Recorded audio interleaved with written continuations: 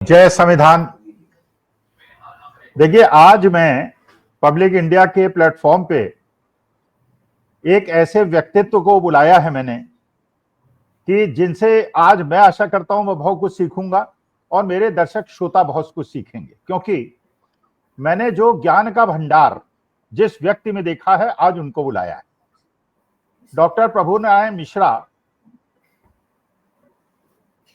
Allahabad university में मोनिरबा के अंदर एमबीए उन्होंने 75 में किया। मैंने 74 76 में हम थे, 75 77 में प्रभुनारायण मिश्रा जी थे जी। अच्छा, इस बात से सिद्ध होता है कि प्रभुनारायण मिश्रा जी की भी डिग्री सही है और मेरी डिग्री भी सही है। मैं सत्यापित कर सकता हूं कि उनकी भी फेक डिग्री नहीं है, वो सत्यापित करेंगे मेरी डिग्री फेक नहीं है। लेकिन जो बौद्धिक स्तर पे प्रभुनारायण मिश्रा जी ने प्राप्त किया, अब उसके लिए देखिए बहुत ज्यादा बुद्धि की आवश्यकता है, वो मेरे पास थी नहीं इसलिए मैं कर नहीं पाया। तो प्रभुनारायण मिश्रा जी ने जब पहले तो मैथमेटिक्स में बीएससी किया, फिजिक्स केमिस्ट्री मैथ्स में, और हमारे समय में प्रयाग विश्वविद्यालय में माना जाता था कि जो पास हो जाए बीएससी में पीसीएम लेके वो बहुत प्रबुद्ध आदमी है। और प्रभु जी ने न केवल बीएससी किया, उसके बाद एमएससी किया और मैथमेटिक्स में उन्होंने पीएचडी किया। और जिस इंस्टीट्यूट से उन्होंने एमबीए किया था वही वो पढ़ाना उन्होंने शुरू किया। उसके बाद खैर उन्होंने कुछ और काम किए, लेकिन उसके बाद जो उनका सफर शुरू हुआ और बड़े बड़े विश्वविद्यालयों में उन्होंने मैनेजमेंट पढ़ाया और वो सब्जेक्ट पढ़ाया जो सबसे ज्यादा प्रबुद्ध बच्चों को पसंद आता है, ऑपरेशन रिसर्च, क्वांटिटेटिव टेक्निक। विदेशी विश्वविद्यालयों में उनको फेलोशिप दी गई, वहां उनको बुलाया गया, बहुत सारी यूनिवर्सिटीज में उन्होंने जाके बताया। और ऐसे वक्ता हूँ प्रभु जी को, जब ये डिबेट करते थे तो मैं बिल्कुल इनकी वाक पटुता से और इनके ज्ञान से मैं बहुत ज्यादा अभिभूत था। अगर मैं सारी डिग्री प्रभु जी की बताने लगूंगा तो मुझे इंफीरियरिटी कॉम्प्लेक्स हो जाएगा। लेकिन IIM अहमदाबाद, लिवरपूल यूनिवर्सिटी, मतलब you name the university and he was there, और इन्होंने सब कुछ पढ़ाया है, बड़े ज्ञान का स्तर। और आज के तारीख पे ये श्री कृष्ण फाउंडेशन के अध्यक्ष हैं, तो अध्यात्म के क्षेत्र में और अध्यापन के क्षेत्र में, ज्ञान के क्षेत्र में एक अकूत भंडार प्रभु जी के पास है। तो मैंने कहा ऐसे व्यक्तित्व से वो चीजें जानने का प्रयास करें जो आज देश को जरूरत है, देश के युवाओं को जरूरत है, और देश के माता पिता को जरूरत है जो अपने बच्चों के दिशा विहीन होने पे और उनके नौकरी न मिलने पे या जीवन यापन में सफल न होने की वजह से जिस पीड़ा को हमारी पीढ़ी ने नहीं सहा, मैंने भी नहीं सहा और मिश्रा जी ने भी नहीं सहा, उस समय नौकरी मिल जाती थी, पेपर लीक नहीं होते थे। अब आज की तारीख में बहुत हमारी जनरेशन के साथ समस्याएं हैं। तो मैं 3 प्रश्न प्रभु जी से पूछूंगा और एक एक करके शुरू करूंगा। तो सबसे पहले प्रभु जी मैं आपका स्वागत करता हूं, हार्दिक स्वागत करता हूं। मेरा सौभाग्य है ऐसे धन्यवाद स्वामी, बहुत बहुत धन्यवाद। ऐसे योग्य व्यक्ति, ऐसे प्रबुद्ध व्यक्ति जिनकी मां सरस्वती की वाणी मैंने 75 76 तक सुनी है, आज फिर मुझे सुनने का अवसर मिलेगा। बड़े सौभाग्यशाली उनके छात्र हैं जिन्होंने उनकी क्लास अटेंड की है। मैं कल्पना कर सकता हूं कैसे बौद्धिक स्तर पे उन लोगों ने काम किया। तो सबसे पहली चीज तो प्रभु जी, क्योंकि आपने सरकारी विभागों में भी और आज भी आप बहुत सारी यूनिवर्सिटीज के अंदर आप एडवाइजर हैं, उनको राय देते हैं, और आप अगर हिंदुस्तान के टॉप इंटेलेक्चुअल्स में गिनती अगर की जाए तो आपका नाम उसमें शामिल है। पहली चीज जो मैं ये समझता हूं, जैसे बार बार कहा जाता है कि हमारे युवा एम्प्लॉयबल नहीं है, वो नौकरी के योग्य नहीं है क्योंकि उनके अंदर वो दक्षता नहीं है जिसकी आवश्यकता है। तो as a professor, as a management consultant, as a adviser, as a expert, मैं आपसे ये जानना चाहूंगा इसमें क्या मेरे देश के बच्चों की गलती है या विश्वविद्यालयों की गलती है, सरकार की गलती है? क्योंकि मेरा पर्सनल फीलिंग यह है इसमें स्टूडेंट्स की गलती नहीं है, क्योंकि हम लोग उस समय जो कंपटीशन का स्तर था हम लोग सफल हुए और हमारे बच्चों को नौकरियां नहीं मिल रही हैं और बहुत बड़ी एक समस्या क्रिएट हो गई। तो ये जो समस्या है कि अनएम्प्लॉयबल है, वो इसके लिए दोषी कौन है? माननीय प्रोफेसर स्वामी, आपका प्रश्न बहुत उचित है। आपके प्रश्न का मैं उत्तर दूं, इसके पहले मैं आपको धन्यवाद देना चाहूँगा कि आपने मुझे इस मंच पर आमंत्रित किया, और इसलिए भी कि आपने मेरा परिचय देते समय मुझे बहुत भावुक कर दिया। आप मेरे वरिष्ठ थे संस्थान में, और आप साक्षी हैं कि किस प्रकार का अनुशासन था उस समय और किस प्रकार की पढ़ाई हुआ करती थी। अब यहीं से आपके प्रश्न का उत्तर शुरू होता है। जब पैसा दे करके एडमिशन मिलेगा तो उसका परिणाम ये होगा कि जिनके पास पैसा है फीस देने के लिए, वो बड़े बड़े विश्वविद्यालयों में एडमिशन ले लेंगे, परंतु वे बौद्धिक रूप से श्रेष्ठ नहीं है। देवी अहिल्या विश्वविद्यालय में कार्य के दौरान उन विद्यार्थियों को जिनको मैंने अपने इंस्टीट्यूट में एडमिशन नहीं दिया, उनको, आपको जान के आश्चर्य होगा कि उनको मैनचेस्टर बिजनेस स्कूल में एडमिशन मिला, क्योंकि वो मैनचेस्टर बिजनेस स्कूल की फीस देने के लिए उनके पास पैसा था। तो अब जिस प्रकार का एडमिशन होना चाहिए उस प्रकार के एडमिशन नहीं हो रहे हैं। ज्यादातर शिक्षा सॉरी उद्यमियों के हाथ में चली गई है, निवेशकर्ताओं के हाथ में चली गई है। यद्यपि कानूनी रूप से शिक्षा व्यापार नहीं है, परंतु व्यवहारिक रूप से आज वो व्यापार बन गई है। और यदि शिक्षा व्यापार है तो निश्चित रूप से उसमें उसको अपने उपभोक्ताओं को प्रसन्न करना होगा। बिना अटेंडेंस के परीक्षा में बैठा लेना, सरल प्रश्न पत्र बना के उनको पास कर देना, बिना परीक्षा लिए ही उनको पास कर देना, आज शिक्षा तंत्र में ये सारी चीजें हो रही हैं। जब आपका सामान ही ठीक प्रकार का नहीं होगा तो उसको एम्प्लॉयमेंट कौन देगा। एक जो सर्वे आया था जिसपे आपकी नजर पड़ी होगी कि 70% MBA और इंजीनियर्स बी और बीटेक किए हुए ये एम्प्लॉयबल नहीं है। इसमें दोष विद्यार्थियों का बिल्कुल नहीं है, दोष उन संस्थाओं का है, उन संस्थानों का है जहां पर उन्होंने कार्य किया। दोष उन शिक्षकों का भी है कि उन्होंने शिक्षा को समाज सेवा या धर्म न मान करके एक नौकरी मान ली, और नौकरी यदि वो कर रहे हैं किसी व्यापारी की, तो उस व्यापारी को तो ये देखना है कि उसकी सीटें भरी हुई हैं। यदि आप एग्जामिनेशन की स्टैंडर्ड टफ कर देंगे तो वो बच्चे आने बंद हो जाएंगे। अब वो बच्चे किसी अन्य संस्थाओं में चले जाएंगे। तो व्यापारी, एजुकेशनल इन्वेस्टर ये नहीं देख रहा है कि उसके पास विद्यार्थी कैसे आ रहे हैं, वह सिर्फ ये देख रहा है कि उसकी सीटें एन केन प्रकारेण भरी हुई हैं।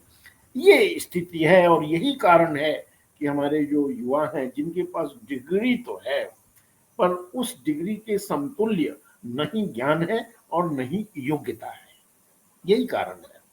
अच्छा डॉक्टर मिश्रा, ये बिल्कुल आपने वही बात कही जो मेरा भी विचार है। देखिए, हमारा पृष्ठभूमि आपको पता है, आपकी पृष्ठभूमि मुझे पता है। हम लोग अगर उस समय शिक्षा इतनी सस्ती न होती तो शायद हम लोग MBA न कर पाते, आप इलाहाबाद यूनिवर्सिटी के न पढ़ पाते, मैंने इंजीनियरिंग न कर पाता अगर अगर सस्ती शिक्षा न होती। और ये सरकारी स्कूल, सरकारी कॉलेजेस, सरकारी हॉस्पिटल, इसीलिए हम लोगों का जीवन कट गया, इस स्तर तक हम लोग पहुंचे।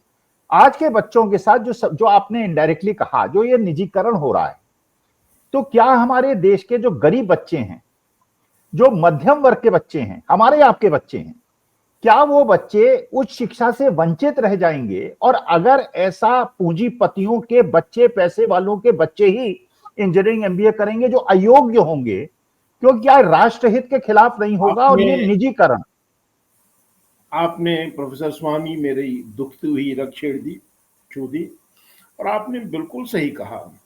मुझे तो पढ़ने का पैसा मिलता था, उत्तर प्रदेश की सरकार मुझे स्कॉलरशिप देती थी, और 6वीं क्लास से ही मैं स्कॉलरशिप लेकर के पढ़ाई करता था। उत्तर प्रदेश के छोटे से जिले के छोटे से कस्बे में निकल करके मिर्जापुर से जब मैं इलाहाबाद विश्वविद्यालय आया, तो मेरे पिता के पास इतने संसाधन नहीं थे कि वे हमारी शिक्षा का व्यय वहन कर सकते।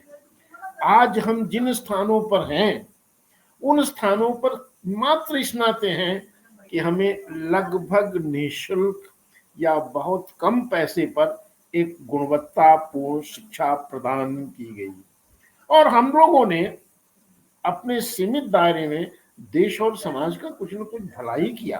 अब जिनके पास वो प्रतिभा नहीं है, वो दक्षता नहीं है, जो मेंटली इंटेलेक्चुअली इंफीरियर हैं, अगर वो सिर्फ अपने पैसे के बल पर, संस्थान भी दुखी होकर लगता है, हाँ संस्थान भी कुछ समय के बाद कहेंगे करो यहाँ से, ये जाए जैसे तैसे, तो वो बौद्धिक रूप से अक्षम लोग मात्र डिग्रियों के आधार पर योग्य, जो मानसिक रूप से समर्थ लोग हैं, उनके ऊपर बैठे।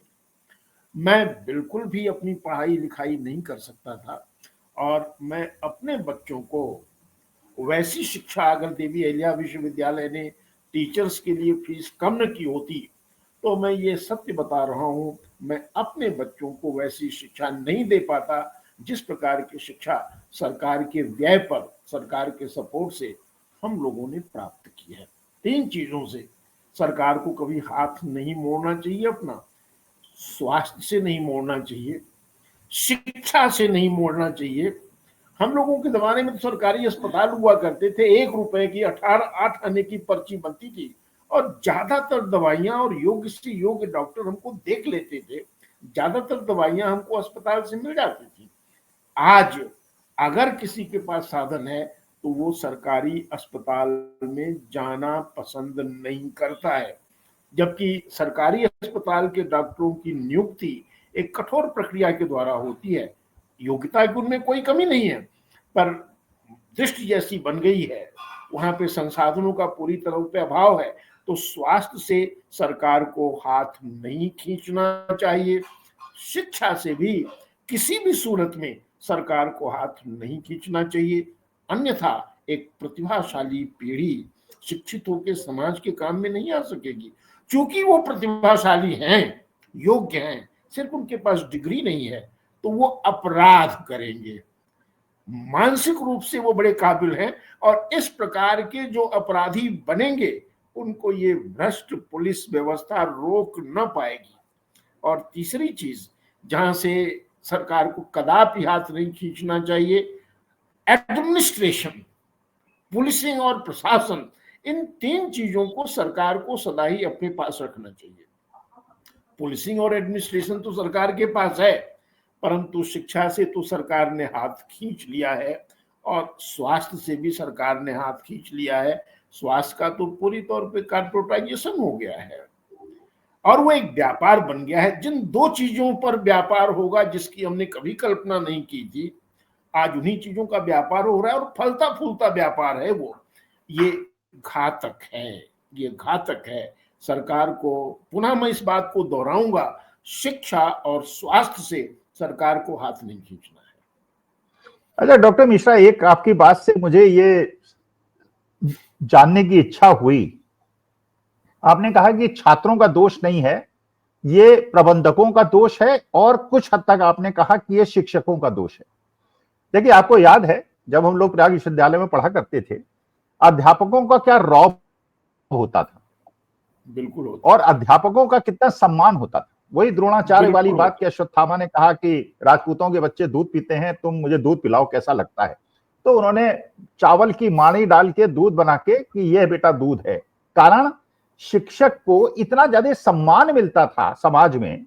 और मुझे याद है मेरे पिताजी इलाहाबाद यूनिवर्सिटी प्रोफेसर थे, तो कलेक्टर को भी अगर बुलाना होता था तो फोन करके कहते, सर कैन यू प्लीज, एक मीटिंग है, कृपा करके क्या आप आ सकते हैं। बिल्कुल ये नहीं कि साहब वो प्रशासनिक अधिकारी हैं और एक अध्यापक, वो सम्मान। आज के तारीख में अगर डॉक्टर मिश्रा आपने क्लास में पूछा होता या अभी भी क्लास में पूछेंगे, कितने बच्चे टीचर बनना चाहते हैं, आपको एक हाथ उठाए नहीं मिलेगा, कोई नहीं मिलेगा। कारण क्या है, कारण क्या है? हमारे ख्याल से नहीं मिलेगा। आप प्रोफेसर स्वामी जानते हैं कि मैं शिक्षक बाई चॉइस हूँ, बाई कंपल्सन नहीं।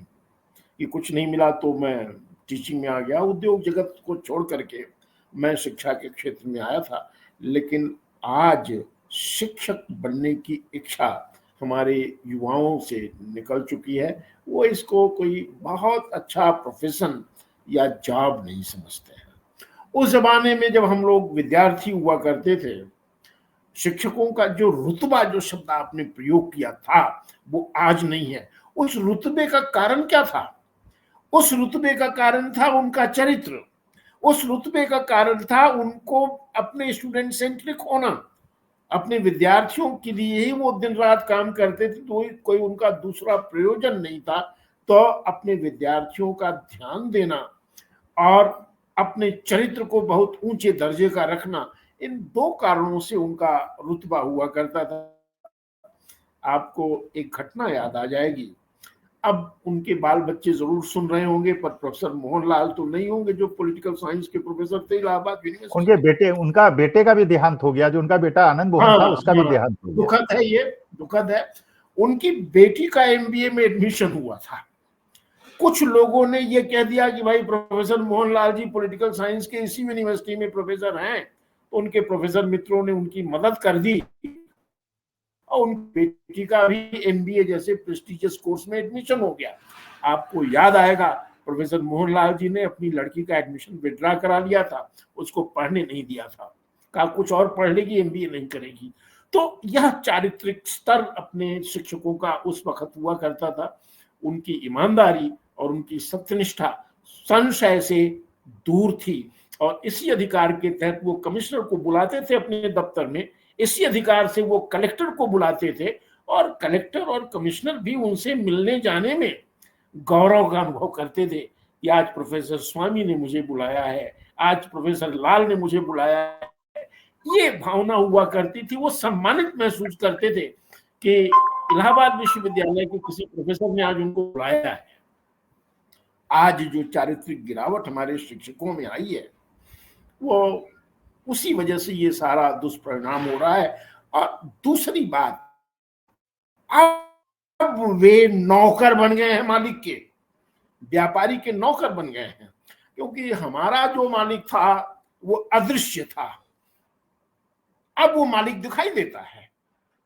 एब्स्ट्रैक्ट था हमारा मालिक, जो उस वक्त की जो निर्वाचित सरकार हुआ करती थी, विधानसभा के द्वारा वो विश्वविद्यालयों का एक्ट बनाती थी, और हम अपनी अंतरात्मा के बाद उसके प्रति जवाबदेह हुआ करते थे। लेकिन आज प्राइवेट सेक्टर में हम एक व्यापारी के प्रति जवाबदेह हैं। वो शिक्षा समझता हो या ना समझता हो, उसके अनेक व्यापारों में से एक व्यापार शिक्षा भी है, जिसमें घाटा नहीं हो रहा है। बाकी व्यापारों में तो हो सकता है उसको घाटा हो रहा हो।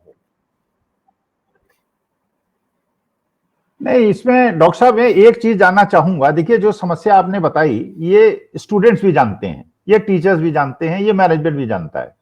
वो जानता है कि व्यवसाय है और इस प्रकार से उन्हें पैसे कमाने के लिए इंस्टीट्यूट चलाना पड़ता है। टीचर्स को कम तनख्वाह देते हैं, उन्हें सम्मान नहीं देते, उनसे बहुत ज्यादा काम कराते हैं। ये सब फैक्ट्स हैं, ये सबको पता है करीब करीब। अब सवाल यह है कि मेरे देश के युवा, मेरे हिसाब से, और आप मुझसे सहमत होंगे शायद, आज के मेरे देश के युवा हमारी जनरेशन से बेटर हैं, विश्व के बाकी छात्रों से भी बेटर हैं। लेकिन इस समय जिस अवसाद से वो जूझ रहे हैं कि उन्हें नौकरी नहीं मिल रही, सरकारी नौकरी में, मिश्रा जी आपको याद होगा, हमारे जमाने में कोई पेपर लीक हमने नहीं सुना, पेपर लीक हमने सुना ही नहीं था। ना कोई सवाल नहीं पैदा, कोई सवाल नहीं पैदा हाई होता स्कूल था, इंटर में साहब कोई पेपर सवाल लीक नहीं हो गया, पैदा एमबीए में, मतलब कि पेपर अनहर्ड लीक था। हो गया। ये अच्छा, कल्पना आज की के बात तारीख है। में, आज के तारीख में कोई पेपर लीक ना हो तो खबर है। हर पेपर लीक तो सरकारी नौकरी बच्चों को मिलती नहीं। अच्छा, जो बच्चे यहां से एमबीए करके आश्चर्यजनक इंजीनियरिंग बात है करके, ये। तो इनको जब ये नौकरी करने जाते हैं, इनको तनख्वाहें नहीं मिलती, इनसे भी जबरदस्त काम कराए। इसका निदान क्या है डॉक्टर मिश्रा? कैसे इस दुविधा से, क्योंकि आप उस देखिए, पोजीशन पे हैं इसका कि आप निदान, सरकार से भी बात कर सकते हैं, आप बड़े लोगों से बात कर सकते हैं, ये सरकार तक ये बात कैसे पहुंचे, इस समस्या का मूल समाधान करें, इसका वरना निदान, इसका निदान जो है एक चरण पे नहीं होगा, एक स्तर पर नहीं होगा, वो बहुस्तरीय है। आज मुझे कहने में कोई संकोच नहीं है कि शिक्षा किसी की भी प्रायोरिटी नहीं है, सरकारें उसमें शामिल हैं। देखिए, ट्रक ड्राइवर्स की हड़ताल होती है, 24 घंटे के भीतर या उससे भी कम टाइम में ट्रांसपोर्ट मिनिस्टर उनसे बात करता है कि ट्रक ड्राइवर्स की हड़ताल समाप्त हो जाए। टीचर्स का हड़ताल पे जाना दुखद है, पर जब शिक्षक हड़ताल पे जाते हैं, महीनों महीनों वो हड़ताल पर बैठे रहते हैं और उनसे बात करने के लिए कोई जनप्रतिनिधि, कोई मिनिस्टर, कोई सरकारी नुमाइंदा नहीं आता है, तो पहली बात तो यह है कि व्यवस्था को, शिक्षा के महत्व को समझना होगा। इस सवाल को मैं आगे बढ़ाऊं, इस जवाब को, एक मैं घटना सुनाना चाहता हूं। पोर्ट ऑफ स्पेन में भौतिक शास्त्रियों की एक मीटिंग हुई। सम्मेलन के आयोजकों से कहा, और जो स्थानीय लोग हैं वो पीछे रह गए हैं, और उन्होंने ये कहा कि मुझे ये पता चला कि भारतीय समुदाय का व्यक्ति चाहे जितना भी गरीब क्यों न हो, थोड़ा थोड़ा पैसा वो बचाता है और उस पैसे से अपने बेटे बेटियों को वो पढ़ाता है। उससे आज वो राष्ट्र की मुख्य धारा में आगे बढ़ते जा रहे हैं, उद्योग वगैरह में आगे जा रहे हैं। तुम लोग ऐसा कुछ क्यों नहीं करते? वो ड्राइवर, उनका टैक्सी ड्राइवर जवाब देता है कि हम भी राष्ट्र की मुख्य धारा में आने की कोशिश कर रहे हैं। मैं हर महीने लॉटरी का टिकट खरीदता हूँ, और जिस दिन हमारी लॉटरी खुली उस दिन जो है मैं भी राष्ट्र की मुख्य धारा में आ जाऊंगा। तो प्रोफेसर साहब कहते हैं, भौतिक शास्त्री, अरे ये तरीका नहीं है राष्ट्र की मुख्य धारा में, शिक्षा पर ध्यान केंद्रित करो। फिर वो आगे कहता है कि तुम मुझसे जलते हो, तुम ये नहीं चाहते कि मैं राष्ट्र की मुख्य धारा में आऊं, और इस नाते मुझे हतोत्साहित कर रहे हो कि मैं लॉटरी का टिकट ना खरीदूं या टिकट खरीदना बंद कर दूं। पहली बात जो मैंने कही कि शिक्षा के प्रति व्यवस्था को संजीदा होना पड़ेगा। पहली लोकसभा जो हमारे देश की थी वो सरकारों से ऊपर थी, उसने प्रस्ताव पास किया था कि जीडीपी का 6% शिक्षा में व्यय होगा। आज तक जीडीपी का 2% भी शिक्षा पर व्यय नहीं हुआ है।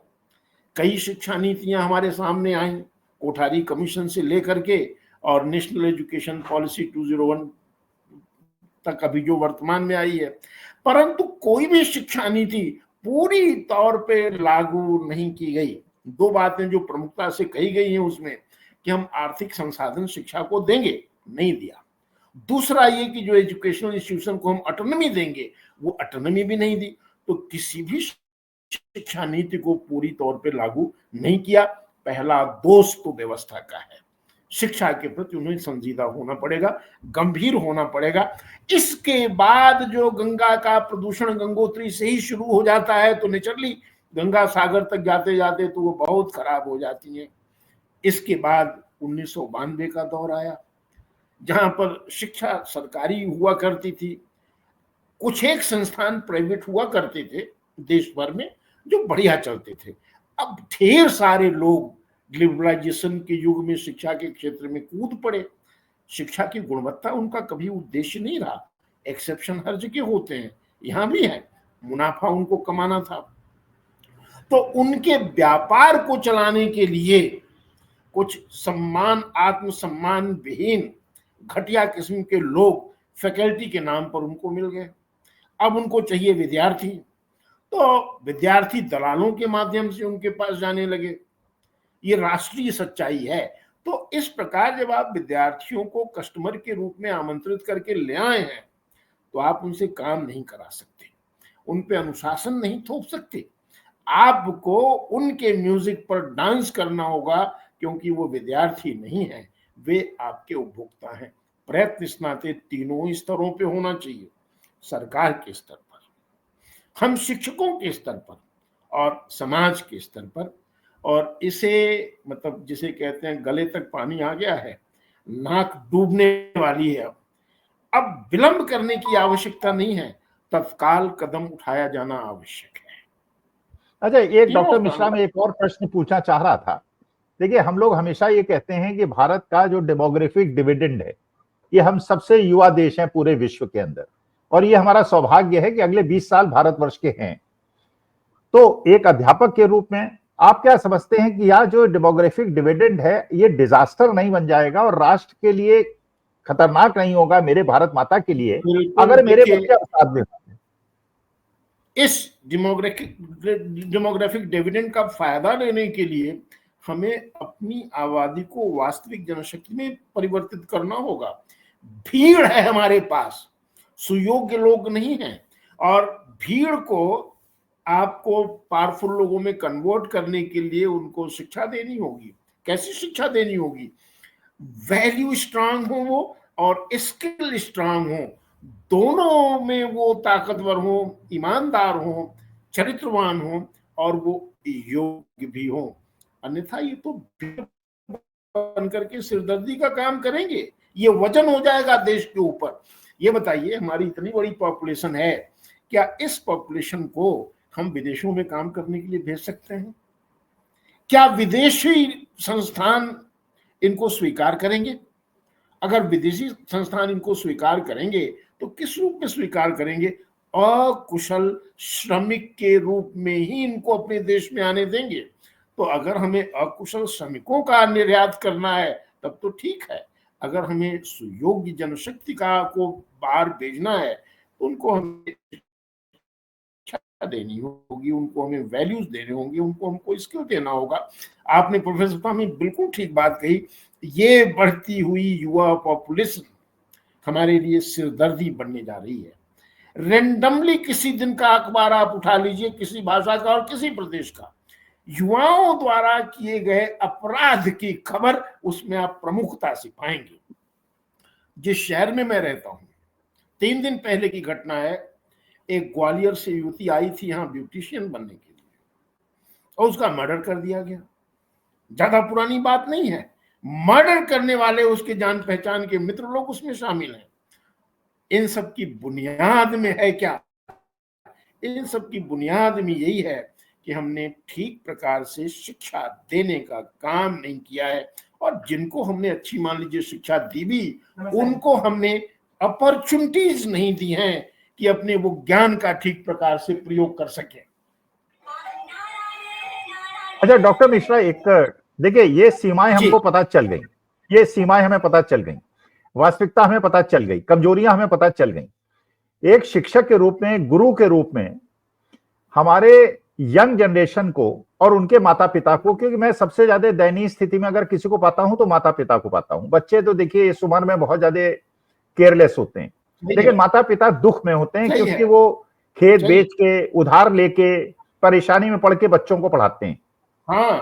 उनके लिए आपका गुरु मंत्र क्या होगा कि अगर स्कूल कॉलेज ऐसे हैं जहां पढ़ाई नहीं हो रही है, निजीकरण हो रहा है और एक्सप्लॉयटेशन हो रहा है, बच्चों को नहीं पढ़ाया जा रहा, तो बच्चे क्या करें? बच्चों के लिए राह बताइए।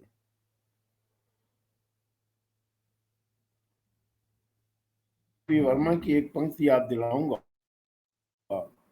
अंधेरे को कोसने से बढ़िया है एक दिया जलाना। हमें अपने घर में ही ऐसा वातावरण पैदा करना पड़ेगा, वॉलंटरी रूप से हमको ये काम करना पड़ेगा, स्वयंसेवी रूप से हमको ये काम करना पड़ेगा। और यदि हमें गुणवत्ता प्रधान शैक्षणिक संस्थान नहीं मिलते हैं तो हम स्वाध्यायी विद्यार्थी बन जाएं। टीचर्स को इसमें मदद करनी चाहिए, और हमारा जो ओपन स्कूल सिस्टम है और ओपन यूनिवर्सिटीज हैं, उनके द्वारा हम स्वाध्यायी बन करके योग्य शिक्षकों की मदद लेकर के आगे बढ़े।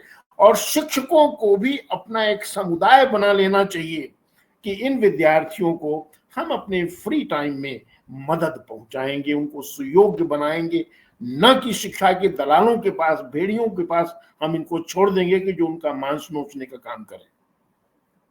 अच्छा डॉक्टर साहब, एक माफ कीजिएगा, मैं हस्तक्षेप कर रहा हूं, आपने मेरी दुखती रग छेड़ दी।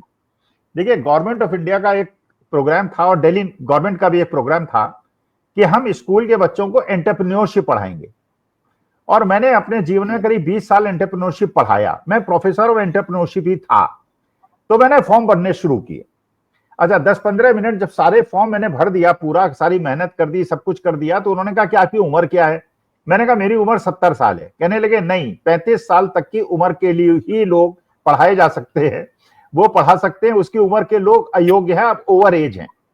तो जिस उम्र में मुझे एंटरप्रेन्योरशिप समझ में आई, वो मैं अयोग्य हो गया, ओवर एज हो गया। जब मुझे समझ में नहीं आती थी तो मैं पढ़ा सकता था। मैं आपको एक दो चीजों का स्मरण दिलाऊंगा। उस आप समय आप नहीं थे पर मैं था वहां पे। एक तो वैश्विक समाचार है, प्रोफेसर राव 60 वर्ष के बाद रिटायर होकर के अमेरिका गए अपनी बेटी के साथ रहने के लिए। अब वो स्टेटिस्टिक्स के प्रोफेसर थे भारतवर्ष में। वहां पर उन्होंने स्टेटिस्टिक्स पढ़ाना शुरू किया। अमेरिकन विश्वविद्यालय ने ये नहीं कहा कि 60 साल के रिटायर आदमी को हम नहीं लेंगे, और उनको स्टैटिस्टिक्स का विश्व स्तरीय सम्मान मिला जो नोबेल प्राइज के समतुल्य होता है। हम लोगों के शिक्षक जब इलाहाबाद विश्वविद्यालय में रिटायर हो रहे थे तो उन्होंने कहा कि जब मुझ में शिक्षक बनने की पात्रता आई तो मुझसे कहा जा रहा है कि तुम पढ़ाने काबिल नहीं हो। तो कई देशों में शिक्षक के रिटायर की कोई एज नहीं है, 60 और 60 प्लस पर भी वो पढ़ाने जाने का काम करते हैं। अमेरिकन विश्वविद्यालय इसके लिए आदर्श हैं कि 60 की उम्र में, 65 की उम्र में यदि आप कंट्रीब्यूट कर सकते हैं तो शिक्षण संस्थाएं वहां आपका स्वागत करने के लिए तैयार हैं। प्रोफेसर राव तो यहाँ सुपर एनिमेशन के बाद गए थे और वहां स्टेटिस्टिक्स के प्रोफेसर बने और अपने क्षेत्र में उन्होंने नाम भी किया, विश्व स्तरीय पुरस्कार लेकर के आए वो। ये चलिए डॉक्टर साहब, बड़ा आनंद आया आपसे, और मन तो कर रहा है और बात करूं, लेकिन एक समय सीमा होती है। लेकिन शीघ्र हम फिर मिलेंगे। समय की मर्यादा है। समय की मर्यादा है, लेकिन क्योंकि आप योगेश्वर श्री कृष्ण फाउंडेशन के अध्यक्ष हैं, तो जरा इसमें कुछ ऐसे हमें दर्शक श्रोताओं के लिए कुछ शुद्ध वचन ऐसे दीजिए जो उनको इससे लाभ हो और आनंद लाभ। भगवान श्री कृष्ण की शिक्षाएं शाश्वत हैं, वे किसी धर्म के लिए नहीं है, मैं ये स्पष्ट कर देना चाहता हूं। वे संपूर्ण मनुष्यों के लिए हैं, वो मनुष्य मात्र के लिए है, हर देश और हर समाज के लिए है। आउटपुट पर आप करें, आउटपुट तो न जाने किन किन फैक्टर से कंट्रोल होता है। भगवत गीता 47वां श्लोक, कर्मणि अधिकारस्ते मां फलेषु कदाचन मां कर्म फल हेतुर्भु मां संगो स्वकर्मिणी। कर्म पर ही आपका अधिकार हो सकता है, इनपुट को ही आप कंट्रोल कर सकते हैं, उसका परिणाम क्या निकलेगा ये आपके वश में बिल्कुल भी नहीं है। एक शिक्षा, जिंदगी में हर चीज होती रहती है। आज तक इस धरती पर कोई ऐसा व्यक्ति नहीं पैदा हुआ, चाहे वो गौतम बुद्ध हो, प्रोफेट मोहम्मद हो, महावीर स्वामी हो, जीसस क्राइस्ट हो, भगवान श्री राम या कृष्ण हो, जिनके जीवन में कोई दुख नहीं आया। श्री कृष्ण क्या कहते हैं, सुख दुखे समय कृत्वा, सुख दुख को बराबर कर लो अपने दिमाग में, लाभा लाभौ जया जयो, लाभ और हानि को बराबर कर लो। योगस्थ कुरु कर्माणि, ध्यान लगा के अपना काम करो, concentrate only on improving the input, output variation in output will be there, उसको एक्सेप्ट करो।